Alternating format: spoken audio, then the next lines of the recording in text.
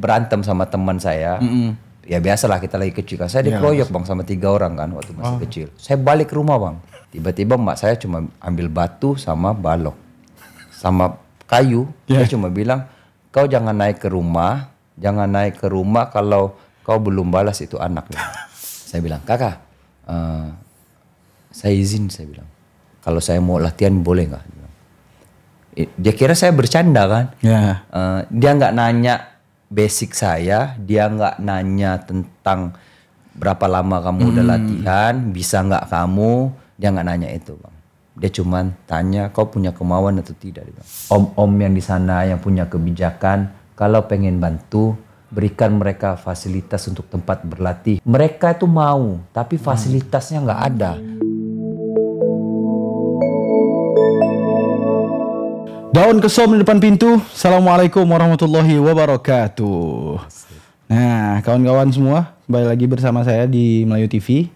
Ya, teman kawan-kawan, kalau kita bahas Melayu, nah Melayu itu apa namanya? Bela dirinya itu silat. Nah, tapi kali ini ada seorang anak muda, ya, abang saya juga, yang bukan silat nih Melayunya, tapi boxing, tinju. Nah, bersama saya Bang Satria. Selamat datang Bang Satria di Melayu TV. Terima kasih untuk undangannya Melayu TV. Ya gitu-gitulah Bang. Sehat nih ya Bang nih? Alhamdulillah saya sehat. Alhamdulillah sehat ya. Sehat. Harus sehat sih. Karena memang kadang petinju ini harus selalu sehat kan. Iya dong. Soalnya setiap hari latihan Bang. Iya ya. Setiap hari latihan pagi sore. Itu sampai hari Sabtu. Cuma restnya hanya di hari Minggu. Hari Minggu istirahat. Baru istirahat tuh. Hari Minggu istirahat. Senin sampai Sabtu berarti full latihan. Sampai malam? Enggak, saya latihan tuh pagi ada programnya. Oh iya, masing-masing istirahat. Terus lanjut lagi sore. Oke. Kalau saya ini kan dengar abang ini kan Satria anak Melayu. Lekat banget di Melayu ini. Kenapa bisa gitu Bang? Sampai membranding diri itu sebagai Melayu gitu? Ya karena saya bangga lah Bang. Saya bangga, saya berasal dari tanah Melayu Kepri. Saya lahir di Batam. Terus orang tua saya tuh tinggal di Anambas Bang. Saya juga sekolah di Tanjung Pinang. Jadi darah saya tuh udah Melayu Bang. Makanya selalu bangga membawa nama Melayu. Berarti memang dari kecil, dari SD, SMP itu memang di situ Bang? Ya di sana. Tapi saya sempat SD saya pesantren juga pernah Bang. Pesantren ya? Iya saya pesantren. Asik nih santri. Nah oke. Tapi mungkin kalau dilihat dari bentuknya kayak wah Bang ini masa iya sih dari pesantren. Kayak gitu. Wah. Nah iya itu kadang tuh orang-orang Melayu itu kan kok Melayu tatoan sih, kok Melayu gini. Apalagi abang bilang tadi abang anak pesantren gitu kan. Iya. Nah, itu gimana tuh ceritanya bisa banting agak bias gitu? Wah enggak. Kalau itu sih ya bebas semua orang berpendapat lah Bang. Bebas. Mau bagaimana bebas. Kalau ini juga ya saya juga dimarahin sih sama orang tua saya. Awalnya pasti ya. Ya apalagi ibu saya Bang. Iyalah pasti. Kalau ibu itu bener-bener inilah kan. Iya. Perhatian dengan anaknya. Boleh Bang, bahaya. Ibu saya tuh guru juga Bang, guru agama juga dulu. Iya. Guru agama ya. Iya. Keluarga saya rata-rata tuh adik-adik tuh pesantren. Gitu. Ya gitulah Bang. Saya sendiri ya memang dari SD saya udah mulai merantau. Dari SD? Dari SD. Saya mulai merantau keluar. Tapi itu merantau sendiri gitu atau ikut keluarga ada? Saya merantau sendiri Bang. Saya merantau tuh yang keluar jauh tuh udah SMP saya keluar. Paling jauh ke di luar Anambas itu? Jauh paling lama saya di Bali. Di Bali? Di Bali. Oh. Wah itu panjang tuh Bang ceritanya. Mungkin itu cerita ketinjunya juga gitu. Iya, berarti memang bisa dibilang gini gak Bang, culture Bali itu sedikit banyak mempengaruhi abang gitu, sehingga tatoan segala macam itu. Sebenarnya saya suka seni Bang. Oh ya, saya suka. Ya anak-anak seni ya. Semua orang bebas berekspresi. Gitu. Nah kalau ngomongin boxing nih Bang, gimana cerita Abang? Dari awal, dari kecil kah memang tertarik ke boxing atau ada momen tertentu sampai membuat abang kayaknya gue pengen jadi petinju nih gitu? dari kecil tuh memang suka berantem, Bang. Bukan suka sih, tapi memang saya ada cerita sedikit, Bang. Dulu waktu saya kecil itu banyak juga nggak apa-apa, Bang. jadi waktu saya kecil itu, Bang, kayak gini, Bang. Saya berantem sama teman saya. Ya biasalah kita lagi kecil kan. Saya dikeroyok, Bang, sama 3 orang kan waktu masih kecil. Saya balik ke rumah, Bang. Saya balik ke rumah tuh saya nangis-nangis kan. Saya nangis-nangis. Abang tahu apa yang saya dapat? Saya kan berharapan saya itu adalah pembelaan orang tua. Pembelaan dari emak saya kan, Bang. Tiba-tiba emak saya cuma ambil batu sama balok. Sama kayu. Dia cuma bilang, "Kau jangan naik ke rumah. Jangan naik ke rumah kalau kau belum balas itu anak." Iya, serius, Bang. Iya. Berarti jiwa-jiwa fighter ibu ini menurun ke abang ya. Memang bahaya. Emang bahaya karena dari keluarga saya, saya bukan dari keturunan atlet juga, Bang. Nggak ada ibu saya nggak ada atlet, bapak saya nggak ada atlet, gitu. Berarti emang dari abang sendiri lah yang pengen ini. Ya, pengen memang dari saya sendiri, tapi mungkin karakter sih, Bang. Karakter ibu, karakter bapak. Kalau karakter bapak ini seorang pejuang, Bang. Maksudnya pejuang kehidupan yang memang menurut saya menjadi sosok contoh buat saya. Karena beliau nggak pernah ngeluh, Bang. Sama juga kayak kita latihan kan, nggak ada ngeluh. Beliau nggak pernah ngeluh untuk menafkahi anak-anaknya. Pokoknya keluarganya nggak pernah, maupun usaha susah mau senang mau bagaimana tetap keluarga nomor 1. Nah, itu. Ya, berarti memang karakter orang tua itu gen DNA itu menurun lah menjadi fighter gitu. Kalau fokus latihannya gitu, Bang? Kalau di SMP? Apa? Fokus latihan boxing itu? Saya latihan itu dari SMP masuk SMA. Saya latihan di Tanjung Pinang, Bang. Ini kalau ngomongin tentang latihan ini panjang nih, Bang. Karena saya di Tanjung Pinang, saya latihan, saya ya sama, Bang, kayak apa ya, adik-adik sekarang juga banyak yang tanya, "Bang, kalau latihan bagaimana?" Saya seriusan, Bang, saya susah banget dulu. Saya latihan tuh sampai saya tuh punya uang, saya tabung, Bang. Untuk ke warnet. Zaman sekarang enak, Bang, udah ada TikTok apa semua. Iya, HP. Dulu saya mana ada HP, Bang. Saya tabung uang, pergi ke warnet, saya nonton video, terus saya simpan. Saya sampai, maksudnya kan ada teman kan, minjam dong flash disknya. Oh, jatuhnya berarti otodidak gitu, Bang, ya?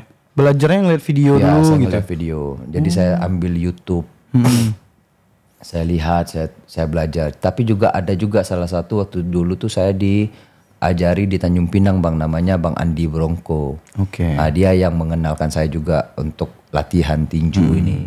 Sama Bang Rizal, namanya Bang Afrizal, dia dari Padang. Tapi dia TNI AU di Tanjung Pinang. Nah, dialah yang, mereka berdua inilah yang mengenali saya awal tinju. Saya latihan di Tanjung Pinang, saya merasa kurang puas kan, Bang. Itu pun waktu pas latihan di Tanjung Pinang saya ngikut pertandingan, Bang. Langsung ikut turnamen gitu? Saya ikut pertandingan, itu pertama kali saya bertanding. Itu pertama kali saya bertanding di acara Santos Promotion. Itu saya main, saya jatuh lagi, Bang, dipukul 2 kali, saya jatuh. Tapi saya nggak menyerah, saya tetap bangun. Sampai diberhentikan oleh wasit. Itu lawan saya, Bang, udah latihan kayak 5 tahun, 6 tahun. Saya baru udah profesional gitu ya. Udah, maksudnya dia udah punya pengalaman. Ya, pengalamannya banyak. Yang jam terbangnya udah tinggi, wajar aja, Bang, kalah.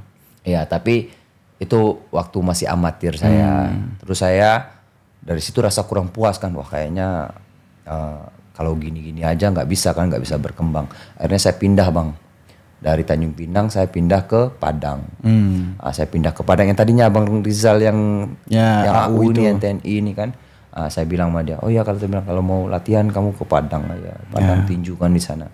Oke, saya ke Padang. Setahun saya ke Padang. Saya latihan di Padang. Saya mulai mengenal tinju, Bang, makin dalam kan. Adalah event di mana yang paling bergengsi lah di Indonesia itu namanya PON kan. Oke, PON. Namanya PON. PON ini akan diadakan waktu itu 2016 di Bandung. Waktu itu saya sampai pindah lagi Bang, dari Padang saya pindah ke Bandung. Saya pindah latihan. Itu karena ikut PON? Bukan, karena saya pengen nonton Bang. Baru pengen nonton karena ya? Saya pengen, mungkin ini balik lagi, maksudnya saya pengen cerita yang ini, tapi biar adik-adik juga di rumah bisa tahu lah. Saya tuh Bang berangkat dari Padang ke Bandung. Itu saya ngumpulin duit Bang. Saya ngumpulin duit. Pokoknya saya ada uang 20.000 apa semua saya kumpulin. Ya karena mau berangkat nih Bang. Gak mungkin berenang kan dari kalau berenang bisa hanya di laut kan. Renang langsung berotot itu Bang. Nyampe di Bandung itu langsung jadi ini. Makanya kan saya kumpulin duit. Saya kumpulin uang. Akhirnya saya terkumpul lah uang. Saya berangkat ke Bandung. Habis itu sampai saya di Bandung, saya dapatlah tempat di sana namanya Rumah Cemara. Saya latihan di sana. Sama tuh Bang, saya pergi ke pusat latihan tim Bandung. Tim Bandung Bang.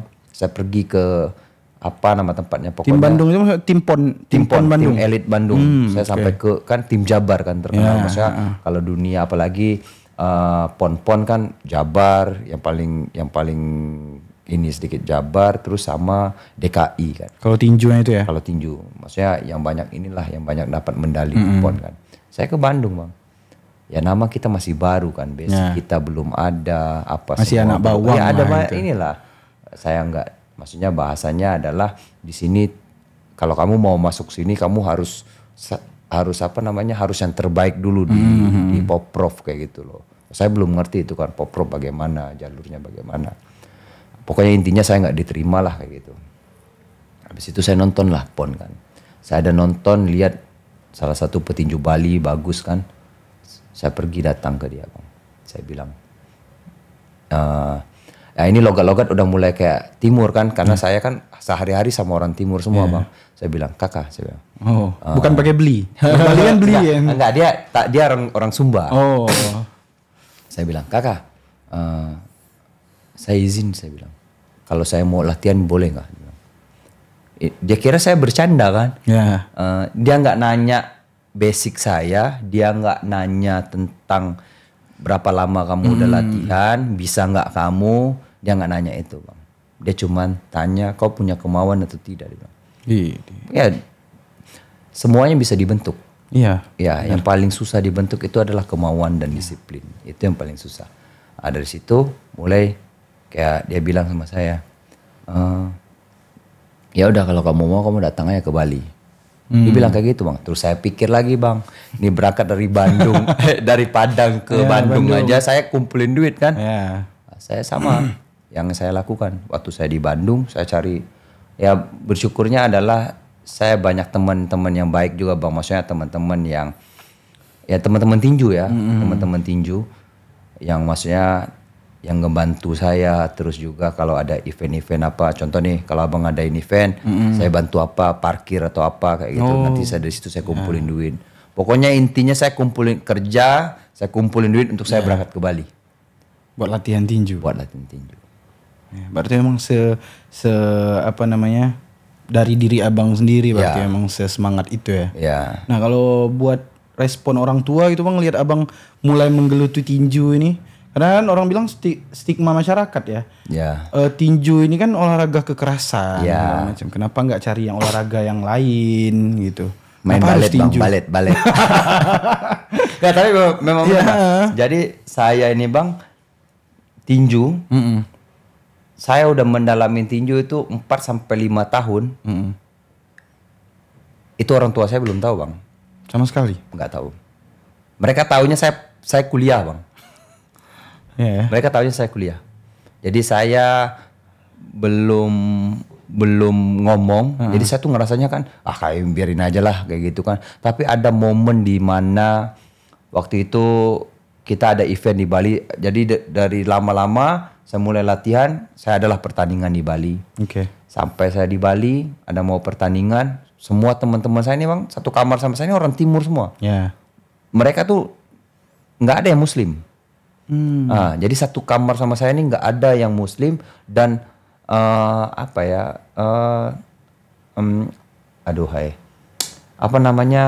ininya tinggi bang, kayak menghargai itu sangat-sangat tinggi. Respectnya sangat tinggi bang. Kalau hari Jumat pokoknya waktunya sholat itu saya kan senior saya kan selalu ambil sarung, seriusan bang. Itu kayak malah abang yang disuruh gitu ya. Iya, mereka kan waktu itu kan langsung susah kan, mau beli sarung, mau beli apa aja, duit, mau makan aja. Masih segala dengan keterbatasannya. Iya, tapi mereka tuh sangat-sangat ini banget. Iya, support. Hari Jumat nggak ada baju koko, beli baju koko. Sampai bilang kayak baju kemeja aja nggak apa-apa kan, dia bilang.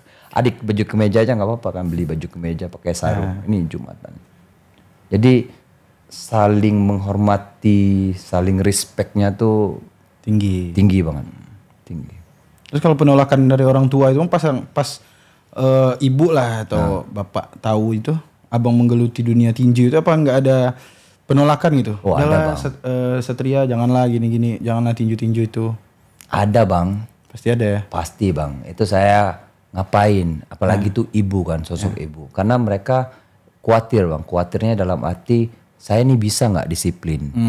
Saya ini bisa nggak mendedikasikan benar-benar di olahraga ini? Karena ini resiko tinggi. Ya benar. Kayak gitu. Resiko tinggi kan? Ya. Itu sih orang tua tuh yang kayak karena orang tua kan taunya kan ya saya ini kan kalau taunya kalau di kampung nih bang, orang tua sampai orang tua saya yang ya ibu sama bapak yang saya ini buat malu aja bang. Ya waktu kecil itu ya alhamdulillahnya ya saya syukuri dari diri saya adalah saya nakal ya bang, tapi saya nggak pernah yang namanya merugikan orang lain. Saya nggak pernah mencuri ya. Saya nggak pernah, pokoknya yang membuat malu orang tua saya itu. Tapi orang tua saya itu selalu setiap malam itu bang, bapak saya itu cari saya bang, setiap malam. Karena kan saya kan dulu kalau nakal jadi kadang-kadang balik jam 9. Baliknya jam 9 tapi keluar di jendela bang. Tengah malam ya kayak gitu. Suka main ikut-ikut lah, ikut-ikut pengen tahu sih bang sebenarnya kayak gitu. Kalau mungkin teman-teman juga pasti penasaran nih bang, cara memahamkan orang tua itu, cara abang lah khususnya ya, karena abang udah melewati fase itu ya. Cara abang buat memahamkan orang tua supaya orang tua itu ngerti loh. Bukan cuman tinju ya, kadang nih kan kalau ngelihat anak-anak main game sekarang. Padahal kan memang game kan sekarang udah gede bang, ya kan udah sampai turnamennya udah skala internasional segala macam. Cuman kan kadang orang tua tuh masih nggak paham tuh hal-hal kayak gitu tuh. Nah bagaimana sosok Bang Satria ini memahamkan ke orang tua tuh kalau ini nih memang dari diri kita sendiri ya, passion kita, sampai orang tua itu bisa menerima. Orang tua abang juga pasti udah menerima sekarang kan? Wah sekarang sih saya ngerasa tuh sekarang orang tua saya udah nerima banget. Maksudnya mereka udah bener-bener saya jadi tenang juga bang. Kita yang fight tuh tenang. Ya, benar. Ketika saya dapat restu dari orang tua, itu sih yang paling penting sih, orang tua. Cara saya tadi bang yang bilang kan, ya cara saya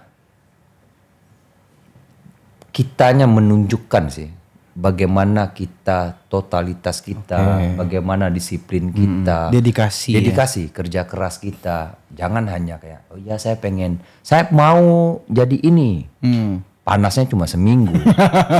Setelah itu udah ganti lagi. Iya. Gitu. Panasnya cuma seminggu. Enggak sih. Kadang-kadang tuh 6 bulan lah. 6 bulan panasnya. Nanti udah mulai nggak kegapai. Kayaknya nyerah. Kayaknya ini bukan jalan saya.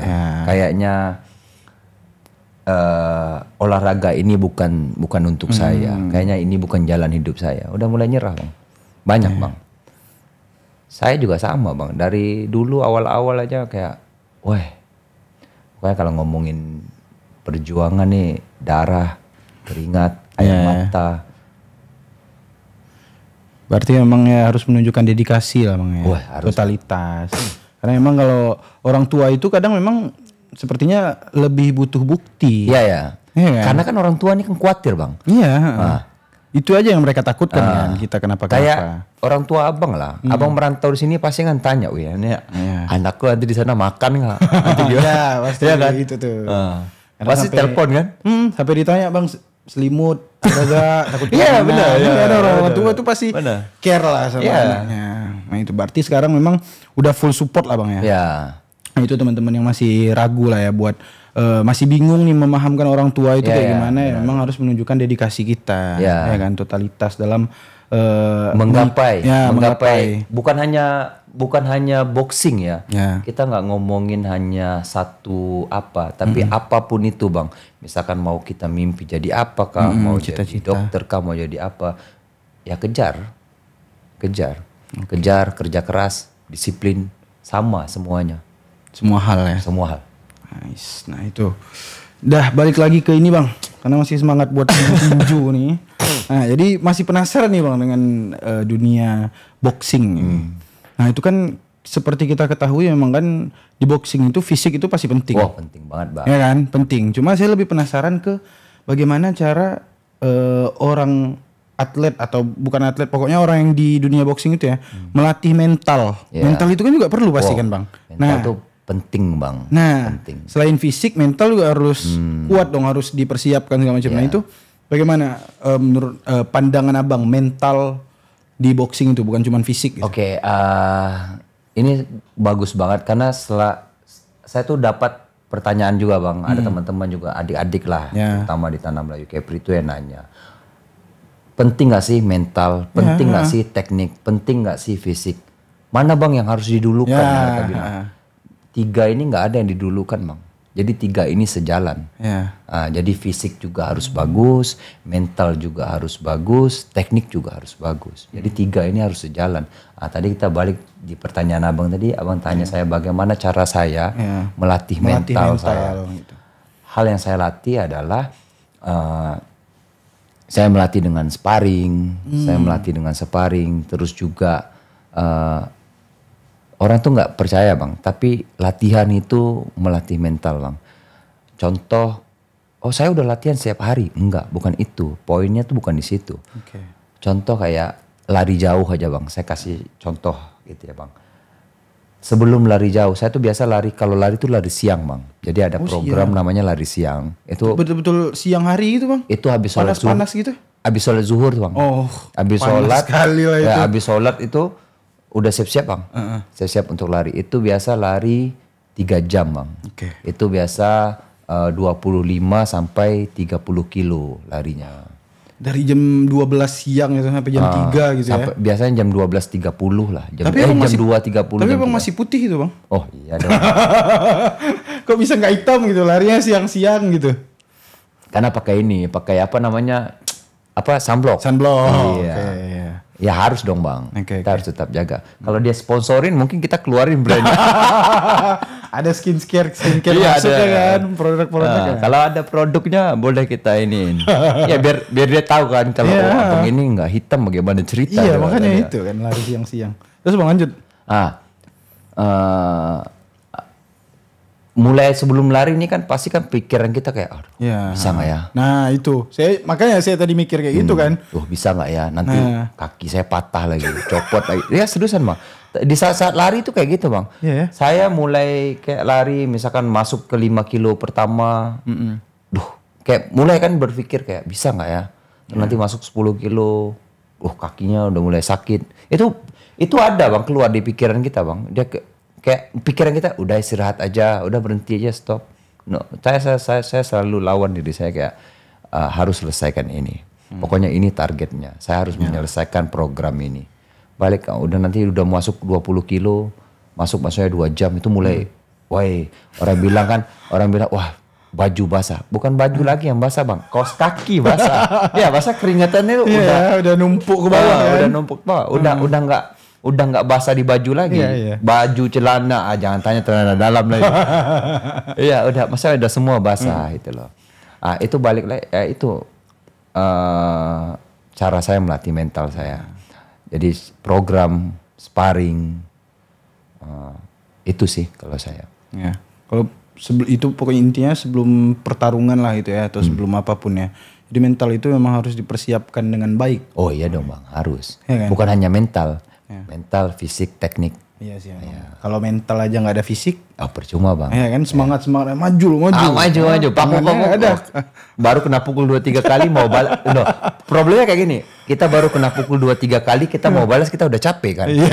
Makanya kan, ya. Nggak ada daya tahan. Ya, kalau kata orang Melayu itu kalau kita udah penat mana kita balas. Betul. Kan? Iya. Oke. Ya, terus kalau masalah ini bang, kalau sebelum pertarungan itu biasanya itu ada ritual gak sih? Atau kebiasaan masing-masing orang kan beda-beda tuh kan? Benar. Ada ritual apalah itu gitu. Kalau abang sendiri gimana? Kalau saya ya mungkin maksudnya kalau di kampung tuh masih mengenal yang kayak pakai inilah pakai itu. Iya benar bang. Di kampung masih tuh bang, kan? masih bang. Tapi saya selalu nomor 1 itu tetap bang yang di atas bang. Allah. Kedua ya saya tetap orang tua saya. Ya restu ya. Ya restu. Saya sebelum fight itu saya sama partner saya selalu bilang, tolong dong telepon ibu. Saya mau video call. Ini sebelum saya naik ring bang. Doakan saya bilang. Maksudnya saya mau fight. Ini saya berjuang untuk kehormatan, saya bilang, untuk kehormatan, untuk keluarga, saya bilang, untuk menaikkan derajat keluarga. Saya minta telepon ibu. Terus juga kalau apa aja sih untuk itu biar relax sih bang. Saya musik, saya putar musik. Terus saya ngomong sama partner saya juga, saya ngomong sama pelatih, saya ngomong sama pelatih saya. Kan tim saya boxeo ramai bang. Saya ngomong sama mereka biar kita enjoy bang.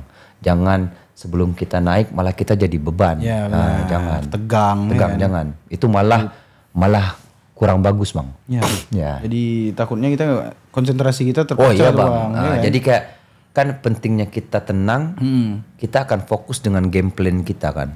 Saya kan kalau fight saya punya game plan masing-masing bang. Maksudnya kalau saya berhadapan dengan si A, si B, karena lawan ini kan beda-beda bang. Karakternya. Ya, itu. Ya saya harus jangan sampai saya keluar dari game plan pertarungan saya. Berarti memang strategi dalam menghadapi orang-orang itu setiap orang itu pasti beda bang. Iyalah bang. Nah, ini ada pertanyaan, saya penasaran dikit nih bang. Kalau misal jangan sedikit dong, banyak. Iya. Boleh. Nanti saya lebar-lebarkan aja. Kalau kita ini lagi boxing nih. Terus kalau misal kita ngomong mati lo gitu. Provokasi mulut itu di ring itu boleh gak sih bang sebenarnya?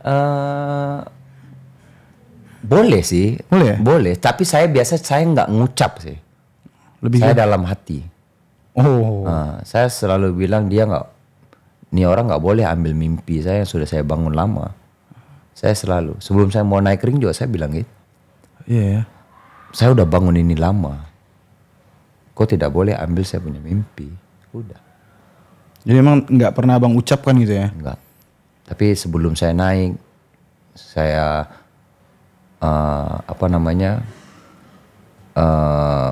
fight kayak gitu. Pokoknya ada momentum di mana saya ucapin di dalam hati.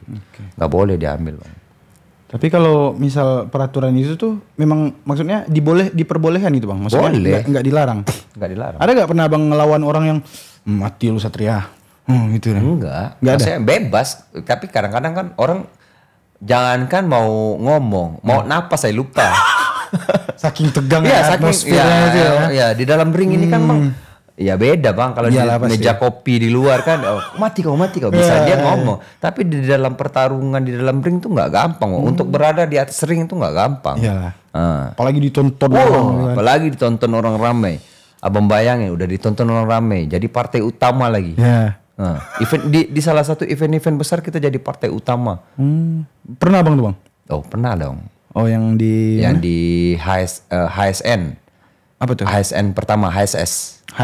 Ya, Halloween Sport Night. Sport Night. Nah, jadi dia volume 1. Yang di volume 1 itu di Jakarta. Nah, itu saya jadi partai utama. Saya berhadapan dengan petinju dari Alor.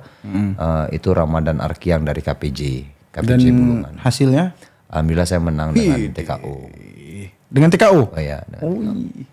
Berarti memang champion abang ya? Enggak juga bang, masih dalam proses bang. Dalam proses lah, karena memang kalau buat pencapaian gitu kayaknya kita nggak boleh mudah berpuas diri. Iya dong bang, harus ya bang. Kan? Kalau saya udah puas kan, iya. Saya udah malas mau latihan bang. Takutnya kalau udah merasa puas diri itu kita udah nggak mau berusaha lagi. Iya. Kadang. Bener. Iya kan? Emang bener. Makanya kan selalu bilang kayak jangan puas dengan penggapaian hari ini.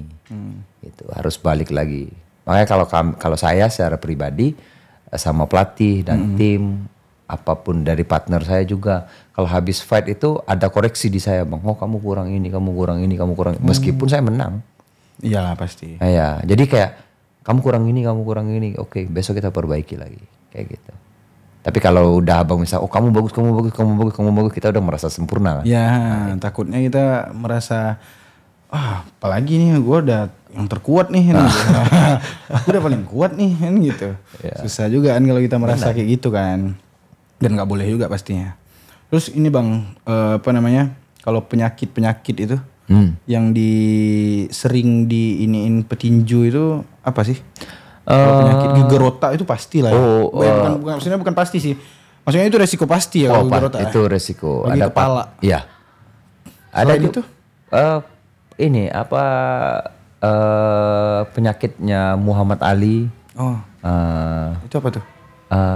Apa ya kayak Parkinson. Oh Parkinson. Ya, Parkinson. Itu dapatnya dari tinju juga itu? Ya dari benturan. Nah, makanya ini balik lagi di latihan sih bang sebenarnya. Saya kan kalau sama pelatih saya selalu bilang kayak pukulan tuh jijik dia bilang. Pukulan abang? Pukulan lawan. Oh. Jadi pukulan lawan tuh jijik. Anggap pukulan itu kotor. Oh jadi harus kita hindari. Harus hindari. Harus kita ini kan? Ya harus pokoknya jangan sampai kena. Pokoknya ini kan balik lagi ke mindset pikiran kita kan. Kayak kalau kita udah memikirkan itu nggak boleh kena, makanya kan kenapa penyakit itu ada karena itu sering kena benturan bang. Nah dari latihannya apa semua, makanya dari metode latihannya sendiri saya dilatih memang kalau tipe fightnya kan saya memang tipe fightnya fighter bang. Saya selalu tuh masuk ke dalam, maksudnya lebih dominan untuk pukulan pendek. Tapi saya pukulan pendek. Jadi saya kayak ambil uppercut, hook. Pokoknya saya lebih agresif lah kayak gitu. Itu bagaimana caranya saya masuk tapi juga banyak menghindari pukulan. Jangan sampai menampung pukulan. Selalu bergerak badan kayak gitu. Itu balik lagi dari latihan. Iyalah, teknik ya. Ya menghindari itulah bang, menghindari penyakit-penyakit itu. Iyalah pasti, karena memang, nah itu juga yang kadang dikhawatirkan orang tua tuh bang, resiko-resiko seperti itu tuh. Tapi kan balik lagi bang, resiko mereka khawatir, tapi kan kalau balik lagi ke penunjukan kita menunjukkan dedikasi kita, kita disiplin, totalitas, gitu bang. Terus ini bang, kadang petinju ini kan, dunia petinju ini keras ya. Nah kadang dikhawatirkan hilang kendali gitu bang pada saat di luar ring atau di dalam ring gitu. Itu bagaimana menanggulangi kayak gitu bang?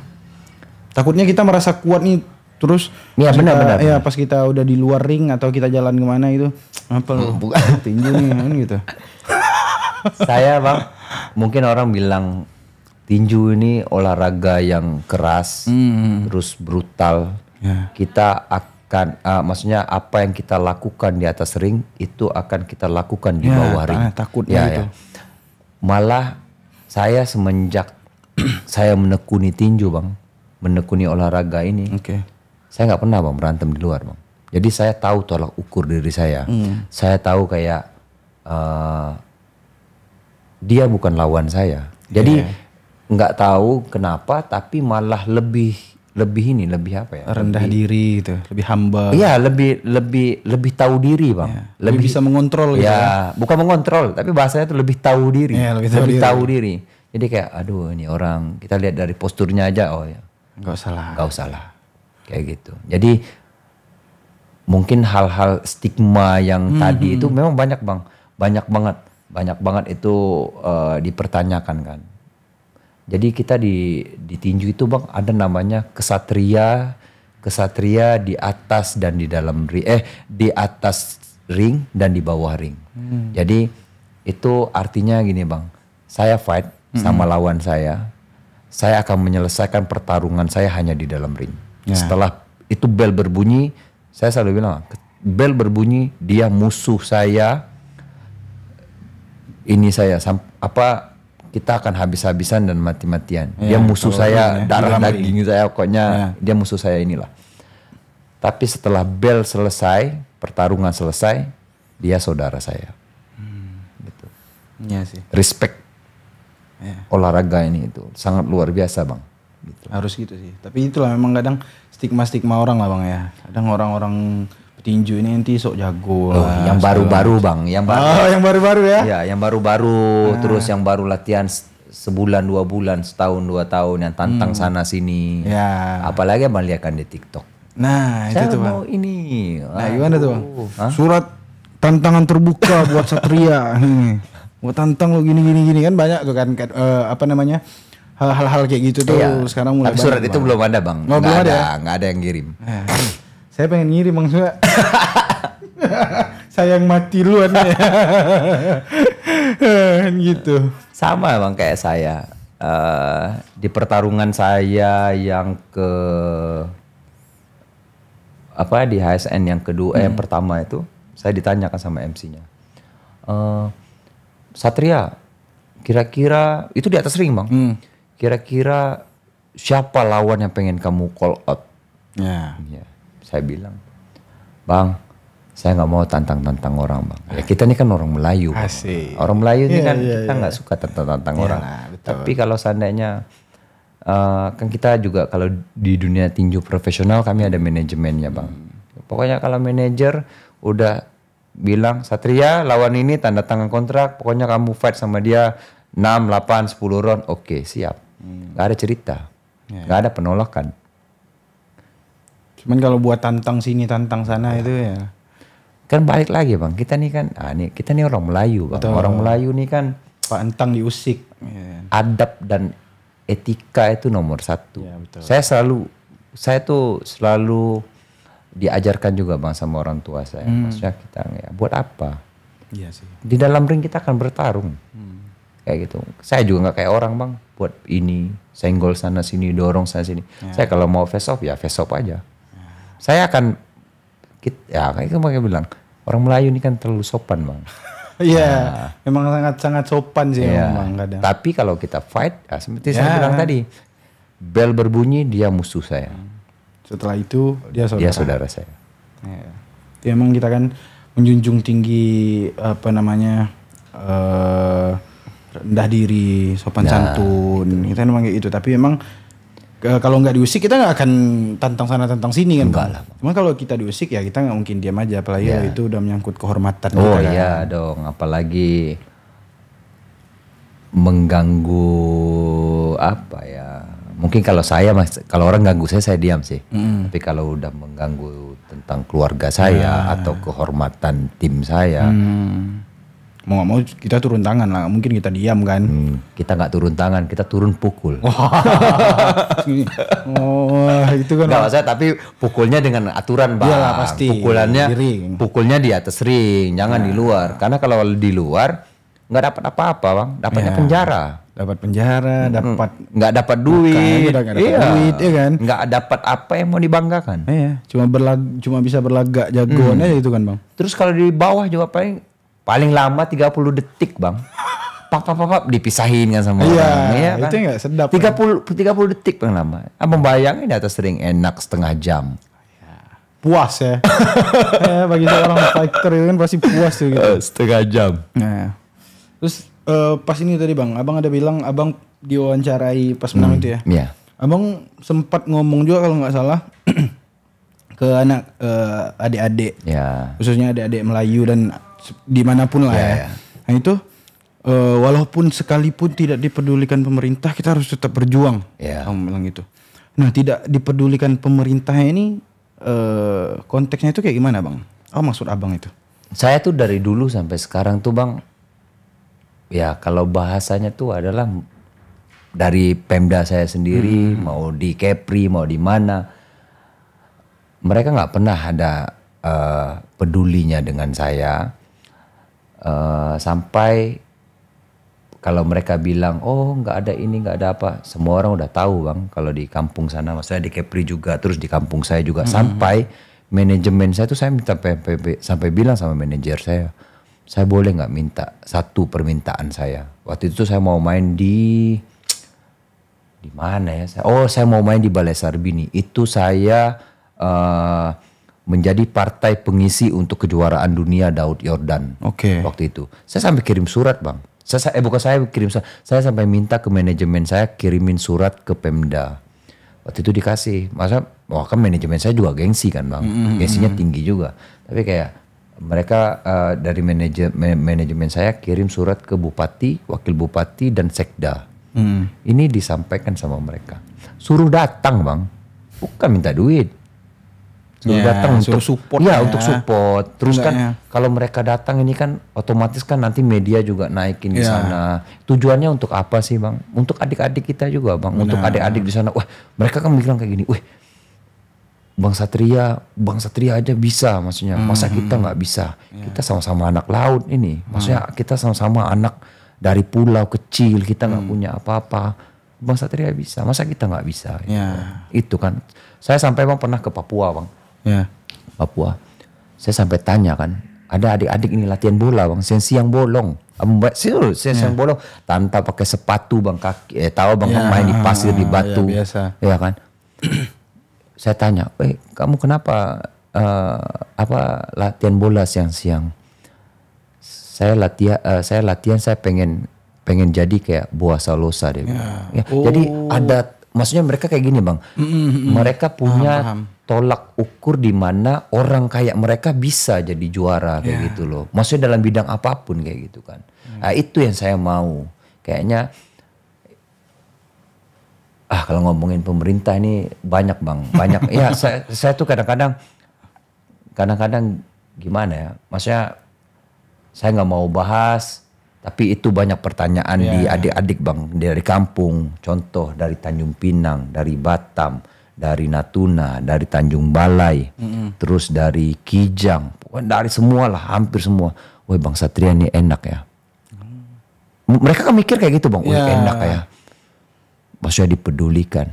Makanya kenapa saya ngomong ini. Saya selalu ngomong kayak, saya berjuang. Saya nikmati prosesnya. Batik saya ditinju ini udah 15 tahun. Saya ditinju. Saya 15 tahun ditinju. Saya nikmati pahit. Sekarang enak bang ada pertandingan. Dulu zaman COVID. Saya dari 2019 sampai dengan 2022 akhir. Itu nggak ada pertandingan bang. Sama sekali. Abang bayangkan hidup saya hanya di pertandingan. Maksudnya cari uang di situ kan. Kalau nggak ada bagaimana? Ya bersyukur lah bang. Saya bersyukur saya ketemu orang-orang baik bang. Orang-orang baik yang mendukung saya. Orang-orang baik yang membantu saya. Yang tadinya bukan siapa-siapa bang. Bukan nggak satu daerah bang. Nggak satu daerah sama saya. Bukan orang Melayu. Bantu saya. Bantu saya, bahasanya itu adalah mereka yang bantu saya bang, bantu kasih makan saya bang, ya kasih makan saya, kasih kerjaan buat saya. Tapi kan itu yang adik-adik sana lihat, wah Bang Satria enak, dipedulikan. Dan itulah kenapa saya selalu ngomongin tentang, bukan saya mau senggol-senggol om-om di sana yang punya kebijakan kan, tapi kadang-kadang hal kayak gini yang saya bicarakan supaya adik-adik saya di sana punya mental kuat bang. Jangan berharap sama mereka. Saya paham sih bang, maksudnya juga biar abang itu jadi role model lah ya buat adik-adik itu. Amin, mudah-mudahan. Ya kan gitu maksudnya. Jadi ada triggernya ke pemerintah itu. Kadang pas baca komentar juga kan ternyata bukan cuman abang aja kan, dan atlet-atlet lainnya pun justru dalam tanda kutip lah mungkin ada yang tidak dipedulikan atau tidak terlalu diperhatikan lah oleh pemerintah. Banyak bang, jadi gara-gara saya ngomong kemarin sempat viral kan. Sempat viral, ada yang ngomong, ini saya nggak tahu dia atlet dari mana. Kalau nggak salah saya tuh dari Tanjung Balai. Pokoknya dia sampai ngomong, oh iya bang, saya bang harusnya saya dapat bonus, tapi bonus yang dijanjikan dari tahun berapa itu, udah katanya bilang udah 4-5 tahun yang lalu, sampai hari ini bonus itu belum diterima sama mereka. Abang bayangkan, ya itu kan. Tapi kalau mereka sendiri ngomong, nggak didengar bang. Ya, habis kayak gitu aja, cuma kayak oke, tunggu 1 bulan lagi. Besoknya nunggu 1 bulan lagi. Besoknya nunggu lagi 1 bulan. Ya kayak gitu kan. Selesai kan. Ya itu. Ya makanya saya juga bersyukur di mana di titik ini bersyukurnya apa ya, kayak orang mengenal saya. Ya mudah-mudahan lah, maksudnya kan lebih besar lagi supaya bisa memberi dampak yang positif bang untuk adik-adik saya di sana. Itulah sih bang. Maksudnya pengen apa sih yang kurang bang di Kepri kita, apalagi di kampung saya bang ya, alamnya enak. Kalau lari itu bang, gunung-gunung, udara segar. Abang bayangkan saya lari siang di Jakarta, nggak, ya kan? Abang bayangkan polusi, iyalah. Abang bayangkan panasnya, nggak. Tapi apa sih yang kurang di daerah kita? Iya betul. Alamnya, lautnya. Ya kan? Bang, setuju. Saya bang berenang di sini bang. Abang bayangkan, misalkan kita berenang di kolam. Abang tahu kolam pakai apa namanya? Kaporit. Itulah. Kaporit, air. Bercampur-campur udah itu bang. Ya tapi enggak, maksud saya tuh alam tuh udah menyediakan. Nah, saya sampai bilang sama manajemen saya minta dong saya balik ke Anambas untuk persiapan di sana. Sampai manajemen saya tuh bang, mungkin apa ya, kalau saya mau bilang manajemen saya ini karena mereka tahu saya bang. Mereka ini kan tahunya saya ini kayak gini bang. Meskipun saya nggak dipedulikan oleh pemerintah saya, tapi saya selalu bangga bawa nama Melayu Kepri bang. Karena ya saya bilang, saya lahir di sana, besar di sana. Besar di sana. Nggak mungkin bang saya lupa dari mana saya berasal. Gitu. Itu emang abang bukan istilahnya takutnya orang abang nyenggol-nyenggol itu karena si Satriani nggak dapat biaya nih dari ya, itu. Padahal bukan gitu kan maksud abang. Bukan kan? Itu bang. Maksud saya itu adalah karena pertanyaan itu tuh hampir di setiap postingan saya selalu nanya bang. Maksudnya kayak mereka ini kan memikirkan apa ya? Yang mereka lihat tuh hanya di media saya bang. Ya, makanya. Lihat di media saya. Wah kayak abang ini enak. Abang ini dipedulikan. Berapa sih gubernur sana kasih Bang Satria. Wah, itu bang. Ya. Berarti memang ya secara tidak langsung abang juga membantu atlet-atlet lain, bukan cuma tinju ya, tapi di cabur-cabur lain juga buat speak up. Kalau pemerintah itu juga harus lebih memperhatikan mereka. Itu bang. Ya kan. Nah itu juga tuh sisi baik jika menjadi influencer gitu. Influencer. Nah bukan cuma drama-drama senggol sini, ngajak ini tinju, ngajak situ tinju. Ya kan. Drama-drama itu influencer ini. Ya karena ya saya beda bang sama mereka. Ya saya di olahraga tinju ini bukan hanya olahraga buat saya, bukan hanya kayak manfaat olahraga tinju buat saya jadi sehat, enggak. Tinju ini memberikan jalan hidup buat saya bang, memberikan saya dikenal sama orang, saya cari makan di olahraga ini juga. Jadi saya juga nggak mau main-main bang dengan olahraga ini, dan nggak mau ya kadang-kadang sebel aja sih bang kan ngelihat orang jadi candaan buat mereka di dalam ring. Nah gitu-gitu. Ya karena kenapa? Karena kan saya, maksudnya kita yang benar-benar latihan setiap hari, melihat mereka ya tapi ada hal baiknya juga sih. Ada hal baiknya.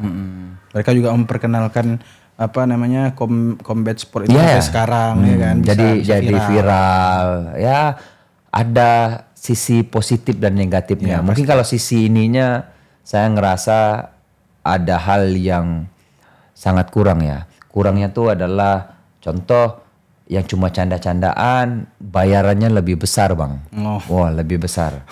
Tapi yang kita yang benar-benar real fight itu kurang banget. Masih jauh banget. Masih di bawah mereka gitu ya. Oh di bawah mereka bukan 1-2 ya. Maksudnya di bawah mereka tuh jauh banget.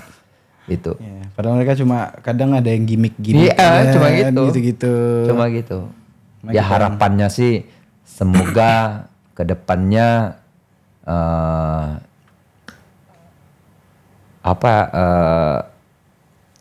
petinju profesional Indonesia jauh lebih makmur lah bang.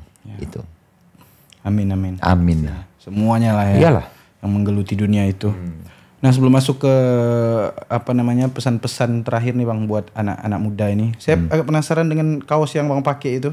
Boxeo. Boxeo. Nah itu apa tuh bang? Tempat abang ini? Abang yang mendirikan atau gimana tuh? Boxeo ini tempat latihan bang. Tempat latihan dan hanya fokus boxing aja. Di sana semua pelatih itu atlet bang. Atlet tinju. Jadi awal pertama kami membangun boxing itu saya dan partner saya bang. Jadi tujuan saya dan partner saya itu adalah kita membagikan manfaat boxing bang awalnya. Awalnya bagaimana, kan saya ini nggak ngerasa nih bang, wah orang tuh kadang-kadang mikir kayak gini bang, awal-awal pertama latihan tinju tuh hanya untuk fight. Latihan tinju tuh hanya untuk fighter. Kayak abang juga bisa latihan, tapi tujuan abang berbeda. Contoh abang untuk kesehatan aja, abang untuk menghilangkan stres abang. Kan kadang-kadang kan mukul-mukul juga. Samsak gitu, samsak itu bang. Pukul teman abang juga boleh. Nanti dia balas. Habis ini nggak berhenti nanti berantem ini. Kan habis ini saya balik abang pukul dia jauh bro. Jangan dong. Jangan sampai nggak jadi bang. Oh iya, aduh, jangan. Ya, itu bang. Jadi tujuannya tuh awalnya gitu bang. Terus kita mulai membagikan bagaimana boxing ini bisa dari kalangan dan level manapun. Contoh mau dia anak-anak, mau dia muda, mau dia tua, mau dia laki. Oh kita di sana 64 paling tua bang umur. 64 paling tua masih iya, tapi kan itu balik lagi bukan di umur bang, itu balik lagi di kebiasaan dan disiplin. Dan mereka tuh selalu bang disiplinnya kayak pokoknya saya harus latihan. Ya mereka sampai kayak mendisiplinkan diri mereka tuh kayak gitu. Saya harus latihan, pokoknya seminggu pokoknya harus gitu loh, harus. Terus anak-anak di sana, anak-anak paling kecil tuh umur 3 tahun bang. Jadi itu yang kita bangun dari Boxeo.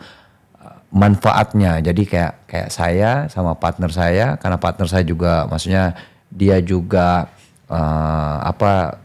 dari tinju, kita mulai kayak manfaatnya buat orang-orang yang bukan hanya bertujuan fight kayak gitu.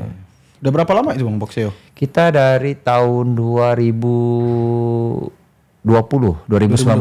awal 2020. Dari pas awal itu COVID itu ya. Itu mau mati. Ya itu COVID yang kedua bang. Jadi COVID kedua tuh kayak ya kan abang tahu ya namanya PPKM tahap itu pokoknya nggak boleh, gym sampai tutup semua tuh. Semua lah itu. Itu ya alhamdulillah sekarang alhamdulillahnya kami membangun Boxeo itu kami bisa memberikan lapangan pekerjaan. Sekarang yang tadinya petinju-petinju yang udah pensiun itu di sana ada 5 orang yang kerja di Boxeo. Melatih. Fokusnya melatih. Mereka sekarang lebih jelas lah bang. Lebih jelas secara dapat gaji apa semua. Ya itu. Jadi menjadi lapangan pekerjaan juga buat orang gitu ya. Itu. Ya berkah lah itu bang. Ya amin. Ya kan? Tapi kalau saya latihan di situ boleh bang? Boleh dong. Saya dengan teman saya nanti latihan habis itu langsung sparring. Ya makanya pas datang itu langsung sparring. Jadi saya nanti langsung bilang sama pelatihnya, abang nanti ada Bang Rio sama temennya mau datang, tolong siapkan glove. Maka mereka mau sparring. Jangan bang, latihan dulu kita. Nanti kita undang TV Melayu untuk datang ke sana buat sparring. Nah kan udah tahu bisa latihan bareng gitu. Iya dong. Saya juga kalau dibilang pengen ya pengen lah tipis-tipis. Oh iya dong Bang, maksudnya kan ya buat kita juga buat kesehatan sih, buat kesehatan. Benar-benar. Oke. Nanti kalau mau latihan ke Boxeo datang kemana nih Bang? Kalau boleh tahu nih kawan-kawan nih. Oh. Alamat Boxeo. Oke, buat yang nonton, teman-teman yang nonton, buat latihan di Boxeo itu alamatnya di Ampera Raya, nomor 125 Ruko G, itu di Jakarta Selatan. Di Jaksel ya. Jaksel. Jadi udah Jaksel banget tuh. Anak Jaksel. Tinju. Iya. Ya. Tinju tuh udah Jaksel banget. Iya. Intinya tuh. Jangan lupa latihan ke Boxeo. Iya dong. Oke. Buat terakhir nih Bang, pesan-pesan buat adik-adik generasi-generasi muda, adik-adik abang saya juga. Maaf Bang, sih. Kemarin tuh saya sempat ditanya Bang. Jadi adalah om-om yang punya kebijakan di sana tuh tanya sama saya, bilang kayak gini. Maksudnya kan saya mulai speak up tuh, jadi mulai ada yang agak-agak panas lah Bang. Jadi kayak ngerasa kayak ya apa sih yang mereka bisa bantu buat saya. Saya mau pesan aja, saya mau bilang buat om-om yang di sana yang punya kebijakan, kalau pengen bantu mungkin bukan saya sombong Bang, bukan saya sombong, bukan untuk saya. Berikan ke adik-adik saya di tanah Melayu, berikan mereka fasilitas untuk tempat berlatih, mau di Batam, di Tanjung Pinang, di Ranai, di Anambas, di Tanjung Balai, dimanapun lah Kepri. Karena banyak peminatnya di sana. Karena ini akan memberikan dampak positif ya buat adik-adik di sana. Mereka itu mau, tapi fasilitasnya nggak ada. Kalau om-om tanya sama saya, mau kasih apa buat saya? Kasih itu aja buat adik-adik saya udah cukup. Jadi bukan untuk saya. Jadi bangunlah tempat latihan di sana. Ya, karena akan menciptakan bintang-bintang baru lagi. Bukan hanya Satria. Dan itu juga pastinya turut memajukan Kepri ya. Oh iya Bang. Kita balik ke tempat ini di Bali, mereka mulai menjadikan boxing itu tourism Bang. Jadi kayak mereka buat event di sana, terus buat event. Apalagi kan di Batam kita tempat pariwisata kita banyak, pantai kita banyak. Tapi ya itu kita terlalu tertutup dan nggak mau kayak ngapain boxing? Boxing itu bukan Melayu.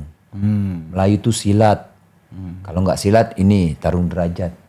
Kita coba untuk kayak lebih terbuka. Iya benar. Karena ya paling yang itu sih Bang. Pokoknya pesan saya buat om-om itu aja. Pokoknya bukan untuk saya, buat adik-adik saya di sana.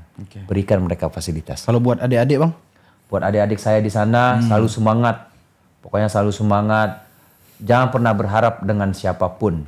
Pokoknya selalu kerja keras, disiplin, berdoa. Pokoknya nikmati prosesnya. Betul. Jangan sebulan, 2 bulan, 3 bulan, 4 bulan, 5 bulan hanya panasnya di situ. Ya, konsisten kerja keras pasti sampai. Pasti Allah akan kabulkan Bang. Amin. Nah itu dengar tuh kawan-kawan. Jadi harus berdedikasi tinggi Bang. Harus totalitas dengan apapun lah. Khususnya tinju atau di bidang-bidang lain. Di bidang apapun. Maksudnya pengen jadi dokter kah, pengen jadi polisi kah, pengen jadi tentara kah, apapun. Pengen jadi guru. Ya kalau kita pengen jadi guru, baru dapat kesulitan sedikit, udah malas ya buat apa, nggak ada guna. Betul. Dan jangan lupa juga kita terus ingat dari mana kita berasal. Oh iya Harus Bang. Hashtag ini Bang, apa namanya? Slogan Hang Tuah itu takkan Melayu hilang di bumi. Takkan Melayu hilang di bumi. Itu udah paling keren tuh Laksamana itu. Iya. Ayo Bang. Takkan Melayu hilang di bumi. Takkan Melayu hilang di bumi. Oke. Terima kasih Bang Satria udah siap Bang Rio, terima kasih terasa kembali. Ini udah lumayan lama kita ngobrol kan. Dan saya juga lumayan tercerahkan dengan dunia tinju ini. Semoga makin banyak lah atlet-atlet Melayu lah khususnya. Khususnya dari tanah Melayu lah. Dan dari yang lain-lain lah Indonesia. Nah itu mulai banyak bermunculan lah pastinya. Yang penting dedikasi dan totalitas. Sekali lagi. Oke, terima kasih teman-teman Melayu TV. Terima kasih juga Bang Satria. Sama-sama Bang, terima kasih. Udah datang ke Melayu TV. Nanti kita tunggu episode selanjutnya. Mungkin episode selanjutnya bisa unboxing aja. Ya bisa. Paling sama teman abang aja. Janganlah. Oke. Terima kasih kawan-kawan Melayu TV. Jangan lupa di subscribe dan ditunggu konten-konten selanjutnya. Bye.